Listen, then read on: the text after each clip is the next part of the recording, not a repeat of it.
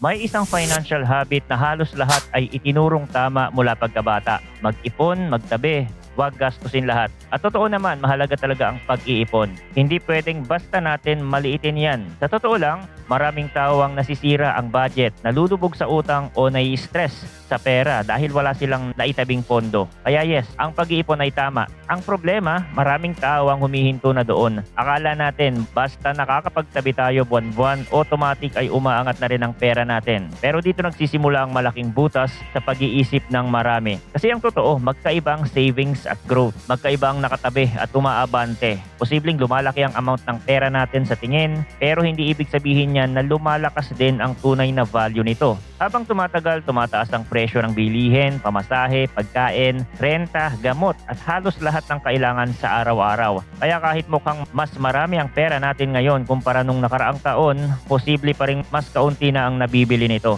Yan ang tahimik na problema kapag ang buong strategy natin ay puro ipon lang. Isipin natin ito sa simpleng paraan. Halimbawa, todo disiplina tayo, hindi tayo magastos, maingat tayo sa wants, naglalagay tayo ng pera kada buwan sa isang safe na lagayan. Sa pakiramdam natin, ang galing ng proseso dahil pataas ang amount. Pero paglipas ng ilang taon, mapapansin natin na ang dating budget na kaya ang isang grocery trip, ngayon ay parang kulang na. Ang dating presyo ng basic needs, mas mababa noon.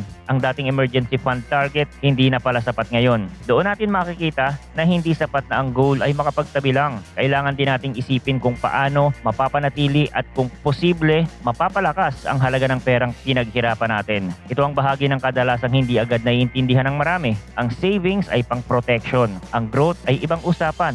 Ang pag-ipon ay para may safety net tayo, para may cash tayong mahuhugot sa emergency, para hindi tayo basta-basta mangungutang kapag may biglang problema. Pero kung ang pangarap natin ay umangat ang antas ng buhay, lumaki ang kapital o dumating sa punto na ang pera natin ay mas gumagana para sa atin, kulang ang savings lang. Mahalaga ang savings pero foundation lang yan. Hindi yan ang buong bahay. At dito pumapasok ang isa sa pinaka-importanting shift sa mindset. Kailangan nating tigilan ng paniniwalang kapag safe ang pera, automatic ay okay na ang long-term future natin. Dahil may isa pang klase ng risk na hindi gaanong napag-uusapan. Hindi lang risk ng pagkalugi ang dapat bantayan, may risk din na pagiging sobrang komportable. May risk ng sobrang pagiging conservative hanggang sa hindi na gumagalaw ang pera natin. May risk ng pagiging sobrang takot sa anumang hakbang palabas ng basic savings, kaya ang ending natutulog lang ang malaking bahagi ng pinaghirapan natin. Kapag trading ang usapan, madaling maintindihan ito ng marami. Alam natin na hindi sapat ang basta't naka-hold lang tayo sa maling posisyon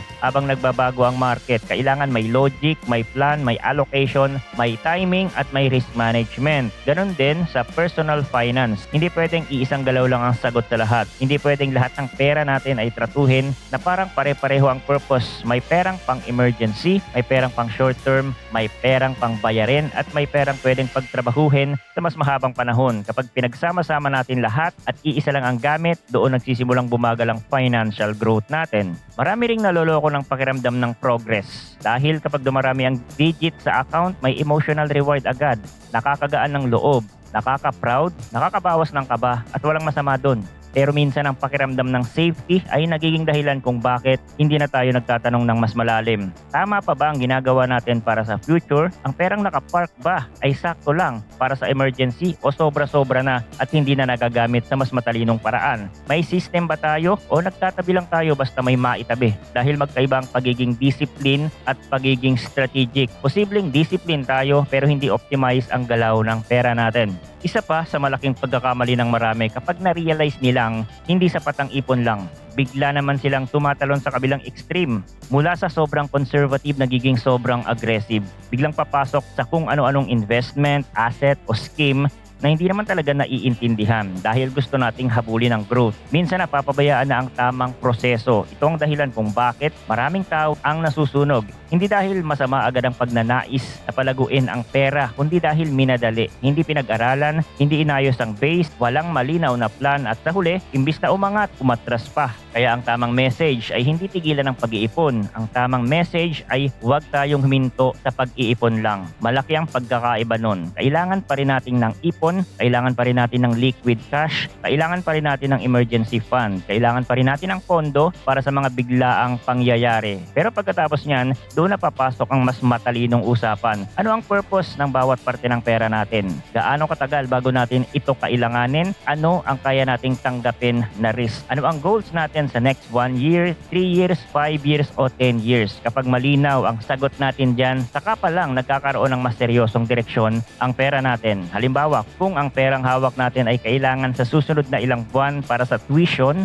renta o emergency, malinaw na hindi yan ang perang basta ilalagay kung saan-saan. Pero kung may bahagi ng pera natin na alam nating hindi gagalawin sa mas mahabang panahon, ibang usapan na yon. Doon pwedeng pumasok ang mas maingat na pag-aaral sa mga instrument o strategy na akma sa long-term goals natin. Hindi ibig sabihin ito na kailangan agad maging expert. Hindi rin ibig sabihin na dapat bigla tayong maging risk taker. Ang punto lang ay ito, kapag ang lahat ng pera natin ay naka-station lang, hindi natin nabibigyan ng chance ang sarili natin na makasabay sa pagtaas ng price at sa paglipas ng panahon. May isa pang mindset trap na napaka-common. Maraming tao ang iniisip na darating muna ang malaking pera bago sila mag-aral ng tamang allocation. Parang iniisip natin na kapag maliit pa lang ang hawak natin, ipon lang muna ang dapat gawin. Tapos, saka naaalamin ang next step kapag malaki na. Pero ang problema, kung hindi natin maaayos ang sistema habang maliit pa, mas malaki ang chance na pag lumaki ang pera, dadami lang din ang inefficiency. Ang gawi sa maliit na pera, kadalasan yun din ang gawi sa malaking pera. Kung wala tayong structure ngayon, hindi automatic aayos ang lahat balang araw. Sa totoo lang, ang tunay na pag-angat sa pera ay hindi lang tungkol sa laki ng kinikita. Marami tayong nakikitang malaki ang kita pero parang laging kulang. Meron ding average lang ang income pero maayos ang takbo ng pananalapi. Bakit? Dahil ibang may sistema. Ibang may malinaw na gamit ang bawat bahagi ng pera. Ibang may control sa cash flow, sa spending behavior, sa emotional decisions at sa long-term planning. Kaya kapag sinabi nating hindi sapat ang pag-iipon lang, hindi ibig sabihin na minamaliit natin ang value ng pagtatabi. Ang ibig sabihin lang, may mas mataas pang level ng financial maturity na dapat nating puntahan.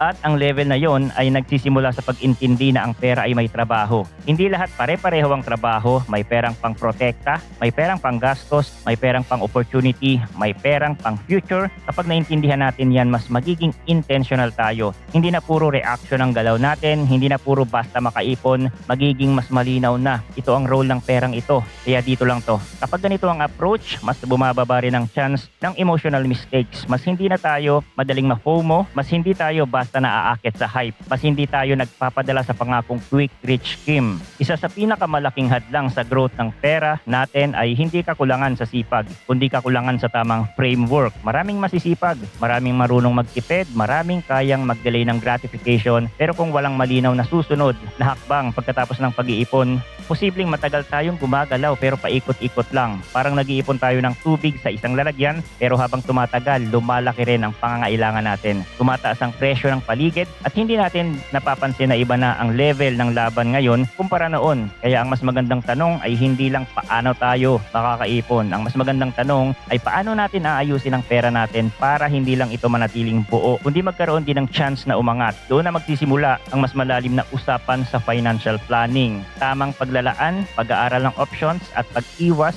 sa mga galaw na walang malinaw na logic. Dito rin pumapasok ang pagiging mapili. Hindi lahat ng trending ay para sa atin. Hindi lahat ng kumikita ang iba ay kailangan din nating pasukin. Hindi dahil may narinig tayong malaki ang return ay bagay na agad yon sa sitwasyon natin. Sa huli, ang pag-iipon ay parang unang hakbang sa mas mahabang biyahe. Kailangan yan. Hindi pwedeng laktawan. Pero kung gusto talaga nating umangat ang pera natin, hindi tayo pwedeng manatili sa first step habang buhay. Kailangan nating matutong mag-level up mula sa simpleng pagtatabi papunta sa mas malinaw na paglalagay, pagplano at pagpapalago. Hindi ito tungkol sa pagiging sakim, hindi ito tungkol sa paghahabol ng mabilisang yaman. Ito ay tungkol sa pagiging mas matalino sa pinaghirapan natin.